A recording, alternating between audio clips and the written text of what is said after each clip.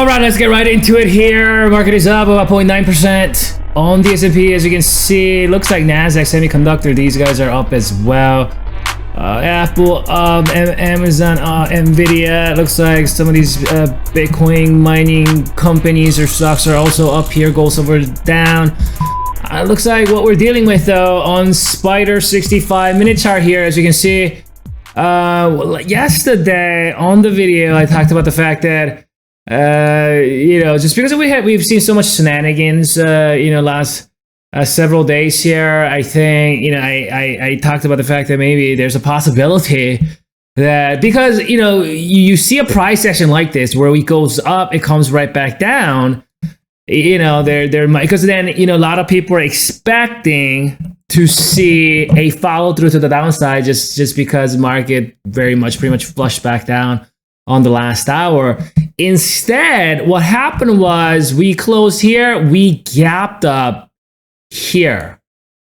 And I think it would have been better if that gap was unfilled for the buyers, right? If the gap held at least a little bit of it, but all of it was filled in the first hour. But what happened was that the gap got filled and it provided a support. So gap got filled, long upper wick here or lower wick here, and then you see second hour, third hour, fourth hour, fifth hour, and sixth hour. So we did see that bounce after the gap was filled. But we also talked about the fact that on the last night's video that we are extreme oversold, right? The oscillator is hitting the lowest level here that we haven't seen in the last month or two.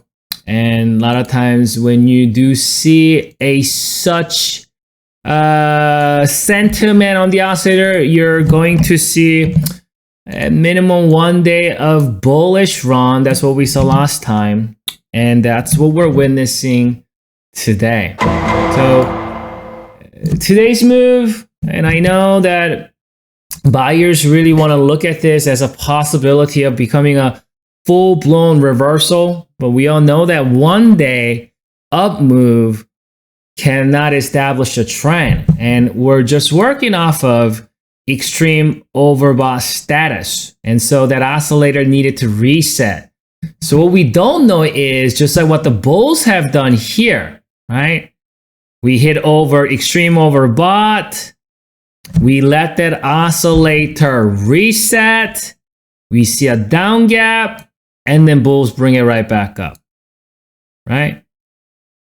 What's happening right now could be opposite of that, where bears are oversold, they need a reset, we gap up, provide support, and then we're seeing that oversold bounce.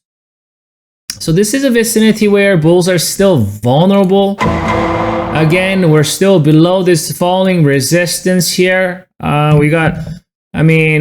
just right on the short term. We still got the midterm here with the long term, we got the falling resistance. We are above the micro term, but I wouldn't put too much weight on that micro term just because it's been violating the micro term all around this. So basically bears don't even see the micro term, let alone the short term. But I think the midterm, long term has some consequence. There's some weight to it, I think, just because that's sort of what happened on yesterday's upside move. You see that there's a midterm, there's a long term there. And then we close just right underneath it. So if we see a follow through tomorrow, that's exactly what the bulls are looking for. Best case scenario is gapping up. If they can gap up above the long term, above this falling resistance, remember there's a slight down gap right here, and go up and fill this, and then they have to deal with another down gap that comes from over here to here. You see that? And in that process, if we do see a follow through or gap up tomorrow, you are going to see this oscillator sort of stretching back up here.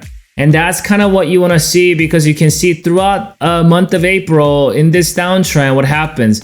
You see that how quickly, because these are all just one upside, 1 day up move, right? During the downtrend, what you're going to see this 1 day upturns.